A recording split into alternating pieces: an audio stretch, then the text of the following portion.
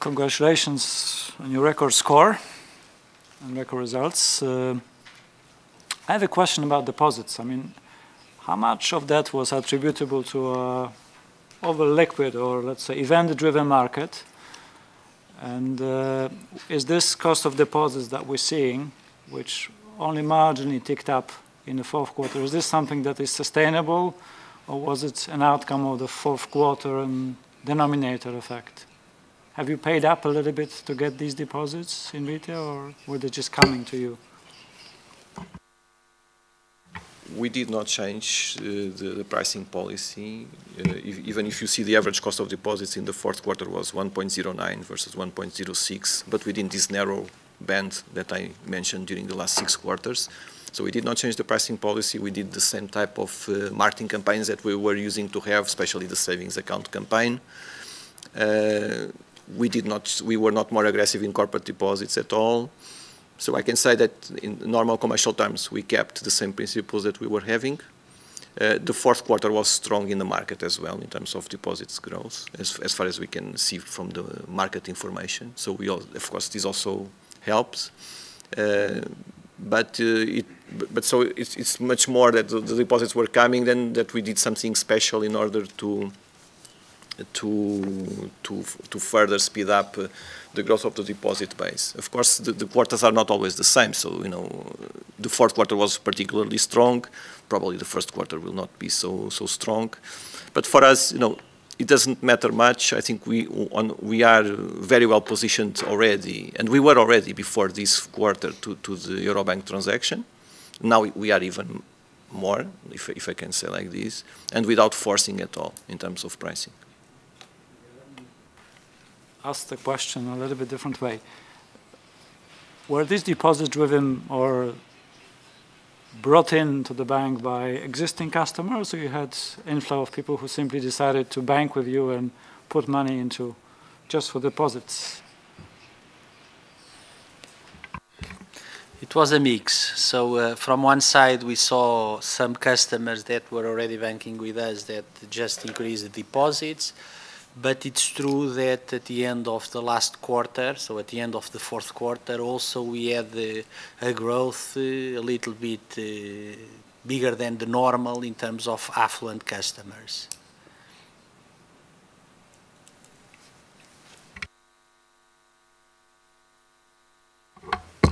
Maybe a question on cash loan sales. I mean, probably a year ago, your guidance for the year was around 200 million. In the end, it was much higher. And I'm just wondering, what did surprise you? I mean, was it the demand side? Was it your process? Did you change your risk criteria, for example? Or maybe this digital channel was so successful? What was the reason? So it's true. So we had the level that we used to work was this 200 million per month, more or less. And it's true that last year we were already making this 250. And I will not lie that saying that we think that it's possible even to do 300 now. For that, the risk criteria is more or less the same. So it's the same model, the same way of processing. So it's our behavior model. So it's very much the same. I think we are benefiting from two things. One is the digital channel. So it's not because, of course, we improved the price. Of course, we had a learning curve here, of course, but also the customers are more, I would say, digitalized, or at least so as they are more digitalized, so it means that they will look for a consumer loan in a digital platform. We have a good digital platform, so probably some of the customers that were having a daily banking relation with us, and they would going to shop for a consumer loan elsewhere, they are doing with us. This is one criteria, so the digital transformation. But also we have a specific action for new to the product customers with us. So we have, and this comes from a product constitution. So we create a product that was simpler and easier to explain. so from the product constitution to a bigger commercial effort, so we made, for example, 2 TV campaigns on that. Before we used not even have any commercial in TV on consumer lending. So there was a mix on that. So it's not so much the risk, but it was more a product designing, which is lower amount. Also, we thought it was interesting to do it. So it's new to the product, a little bit lower amount and lower tenor as well, but also a lower pricing. So it was a mix. So I would say that it was the commercial decision and the digital part that we are benefiting. As you know, when we put our digital numbers, we consider end-to-end process. It's not initiated in digital, it's closed in digital. Because today we believe that it's even higher the initiate in digital. So when people start to see the conditions, even make a first simulation, and then they go to the branch to close. And maybe a question on margin. How is spread on loans doing, but excluding FX mortgages? I mean, so the book excluding FX mortgages, how the spread is behaving? So about consumer, I think it was already explained. Of course, when we had some campaign, there is always some impact in terms of the average, right? Excluding consumer loans, I would say in mortgage tends to be very stable. So we still have spreads in mortgage above 200 basis points for the new ones, which are still better than the average of the book. So that's why this volume growth together with the change, meaning that the ones that are amortizing have lower spreads than the new that we are originating in mortgage, is also beneficial for the overall margin and for the overall NIM. So on the asset side, the picture is very clear, is that due to the dilution of FX mortgage on one side, replacement of old mortgages with new mortgages at better spread, and increase of the share of consumer in total, and stable spreads in corporate, the overall leads us to gradual improvement in the overall margin on loans. It will not be necessarily always every single quarter, but this on the lending side, this is much more visible as long as the market conditions will not change significantly. On the deposits, tends to be more or less more stable. Although, as we already said in the past, that theoretically it still could be possible to slightly improve the overall cost of the deposits. But then it's a combination of many factors in each quarter. But I would say that I think we have been very disciplined because looking at the range, it's been so stable throughout this 6 or 7 quarter period that I think that we are very well here. And of course, finally, for the overall NIM, of course, the share of government securities in total assets, of course, it's relevant. And of course, in the 4th quarter, it increased. And of course, the yield on government bonds and NBP bills is lower than the loans. Also consumes less capital, so it's not just a negative side. But it's also a temporary thing, because when we will buy Eurobank, of course, part of this excess of liquidity will be used for the repayment of the indebtedness of Eurobank. And what would be your NIM if you exclude the FX mortgage portfolio, more or less, the net interest margin without this portfolio?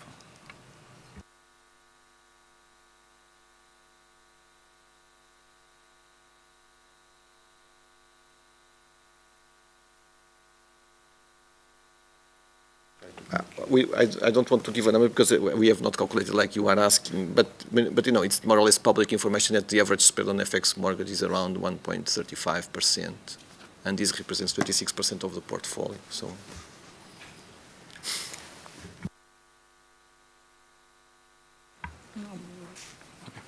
I have a question on your fees. I mean, first of all, credit or loan fees were very strong. Were they driven by corporate business? And secondly, would you share with us or again discuss the outlook for the mutual fund fees, especially the third-party funds, because the regulator has issued a set of recommendations. And have you made up your mind how you're going to do about this business? You're going to close your architecture? Or what's in store, basically? We are thinking and discussing without a clear view how it's going to do, so how it's going to be. We are just happy that we maintain all the alternatives open. So one of the lessons that we have, and we already had in the past, is sometimes when we think about how is going to be a certain regulation, at the end of the day the regulation comes in a different way, and then the interpretations and everything. So it was good. So we have our own funds. We have also third parties. It looks during the implementation of MiFID, it starts to look that it would be possible completely to live in a very decent scenario with third parties. The latest interpretations are becoming more and more difficult. So we are still analyzing without a full decision. If the scenario is completely negative, we will migrate to exclusive our own funds, and then to appropriate this part of the fees by dividends of our TFI. This is clear. This is good that we have this alternative, because if we would not have ownership of 100% and everything, it would be more difficult for us to have this kind of decisions. But the problem this year was not this, because the problem this year is that we were forecasting the MiFID, and the problem this year is that the market, not only the behavior of the market was not positive, but also there was a wave of facts that undermined the trust. So this is the consequences of that, and so we and all the market, we had a kind of waves of redeeming the funds, and so that's it. But I would say that in long term, so we are waiting and seeing. So we believe that there is justifications to have a share in terms of the revenues that the assets under management are generating, but we will adapt to the new guidance that we will receive from the authorities. So it was a good strategic decision to keep the options open, I would say, right? When we kept the coexisting our own Millennium TFI with the third parties, let's say, of course we did not know what was going to happen, but sometimes to have the flexibility also pays in the future.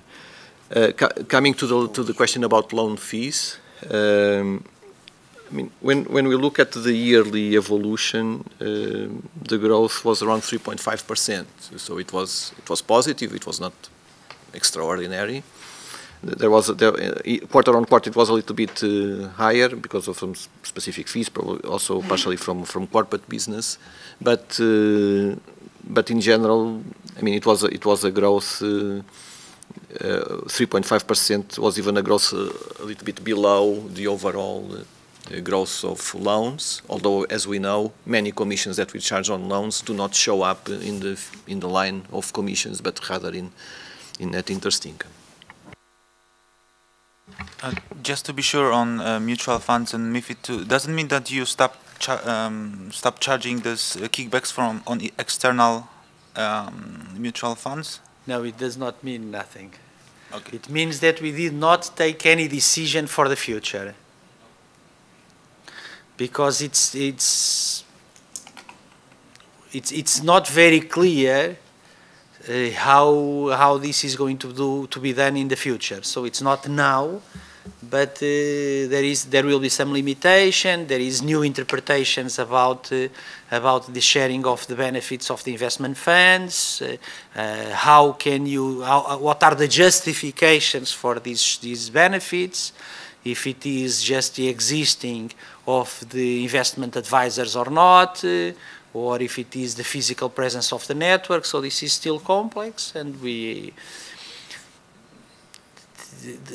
this is the way that also we were waiting to see other things, and for example we maintain the capacity of having brokerage services inside of the bank, although not only in the Domaclerski. And this is why, because on all of these changes, sometimes the things happen in a different way. In insurance also, one of these days, let's see how it's going to be the revenues of the insurance, and what are going to be the rules of the revenues of the insurance for the bank insurance products as well.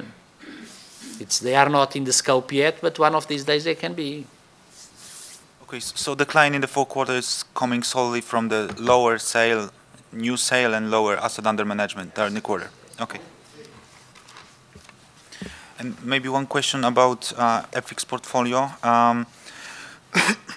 When it comes to the portfolio acquired with Eurobank, is potential cost coming from the Swiss franc mortgage bill is covered by the agreement with the seller?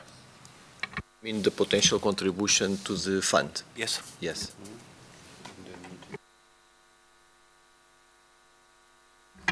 Can I just Can I just ask about the cost of risk, which is below your guidance, long-term guidance, between 50 and 60 bips? Do you think that this year will increase, and where is the potential increase coming from? And just more specifically, if you could share with us your cost of risk on the mortgage portfolio for 2018 and comparable data for 2017.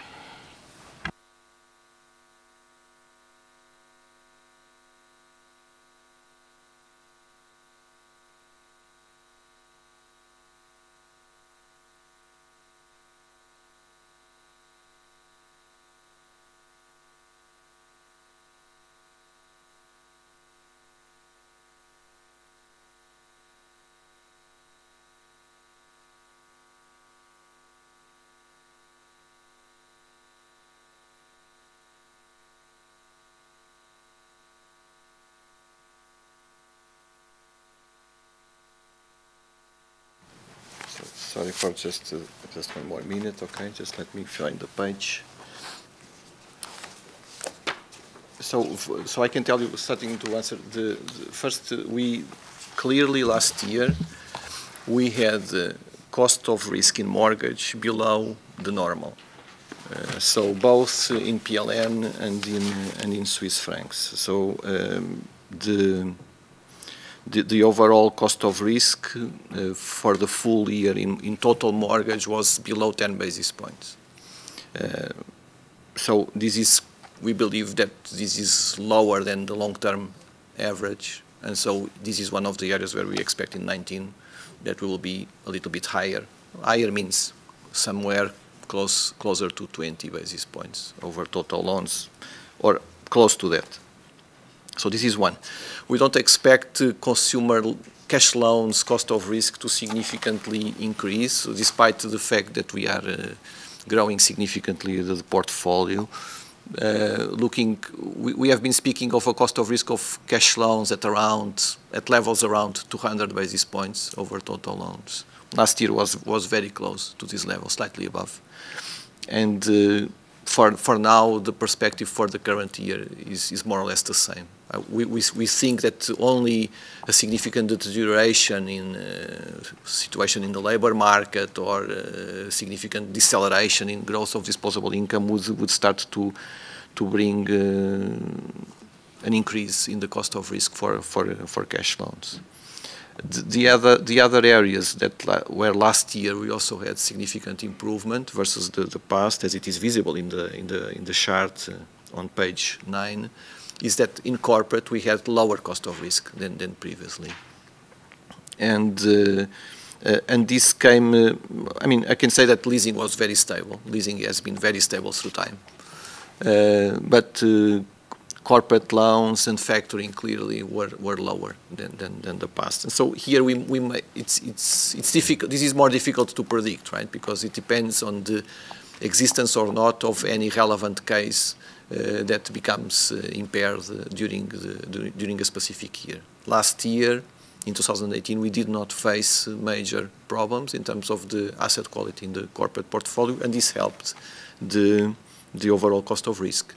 Still, I would say that if there could be some increase in the cost of risk of overall corporate leasing and factoring during this year, but we are not anticipating anything bad.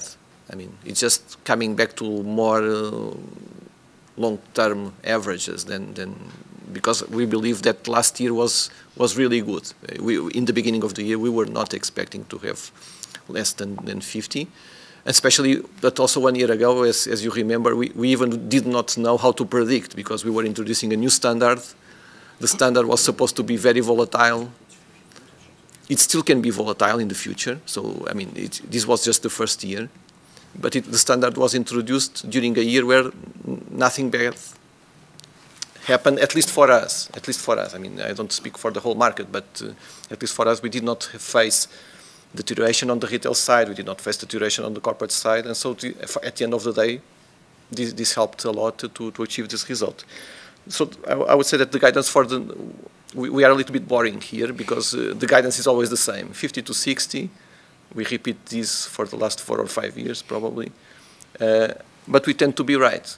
I mean, slightly more, slightly less, but 50 to 60 basis points over total net loans is still the central guidance for the cost of risk for this year.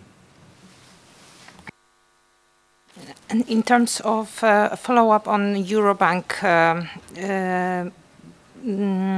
transaction, you expect this to happen in the second quarter of 2019.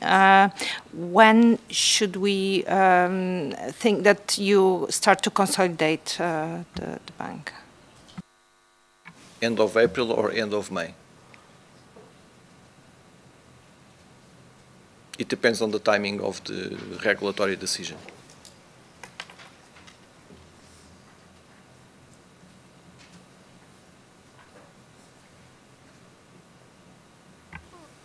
Maybe a bit broader philosophical question. I mean, how do you see 2019? Because your guidance kind of implies low-teen EPS growth in the standalone scenario, double-digit ROE that you're targeting or aspiring to deliver.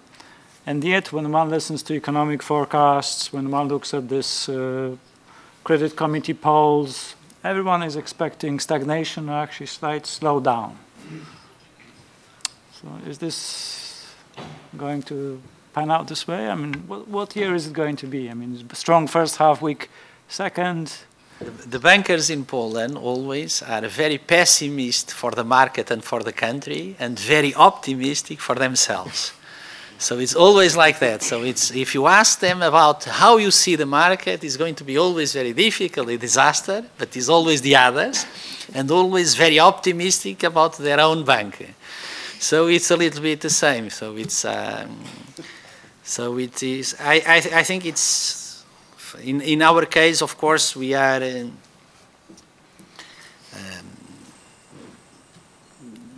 this organic strategic that we had, and we were always highlighting that okay, we are building a customer base. In a way that we are building the customer base, we are obliging to have some engagement. With this some engagement, also then we are able to sell products. This we are doing in corporate and in retail, so it's the same philosophy.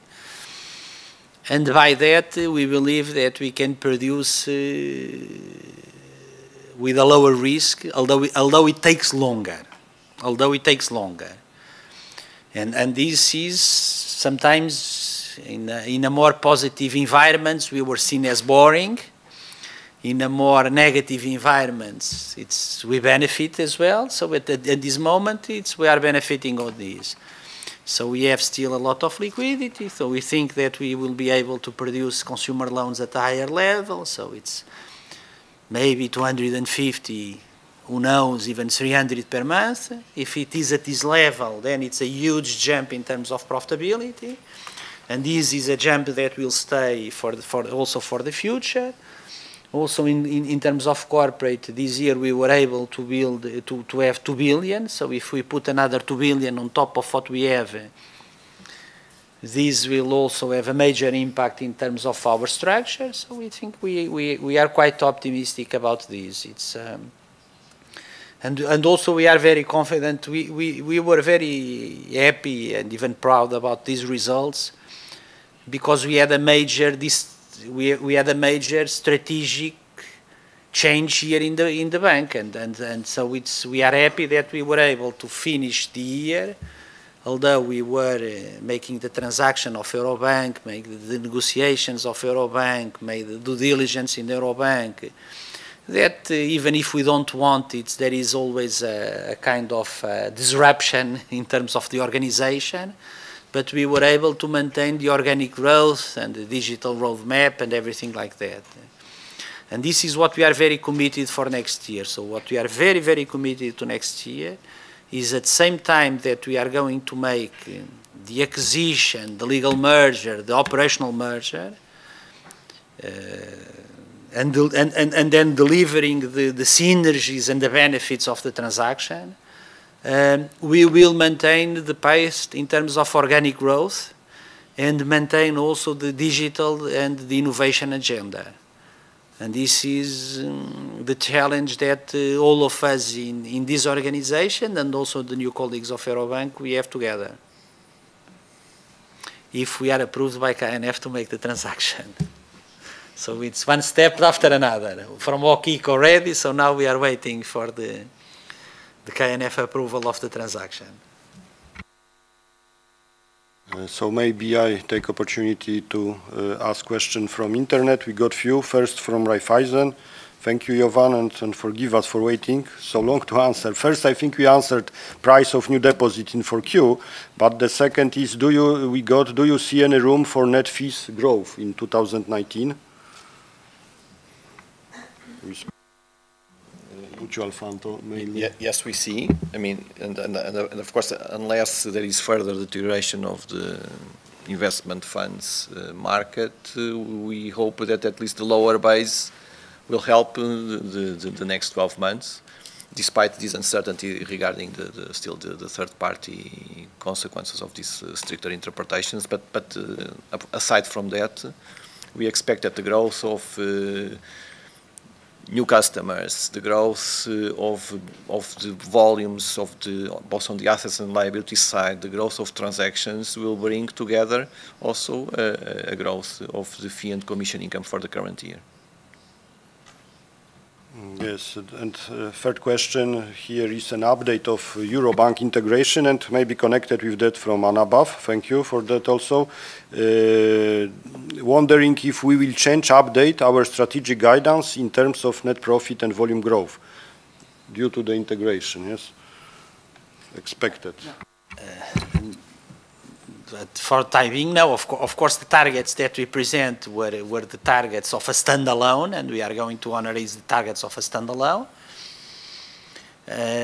Later on, with full integration, with the synergies already and everything, maybe we can anticipate and then make an update if we think that we need to do it in 2020 or something, maybe. But I think it's too early. At the moment, as it's clear, so it's second quarter, we want to do the transaction, and we want to make the acquisition of Eurobank. And up to the end of the year, we have planned to make the legal merger and the operational merger.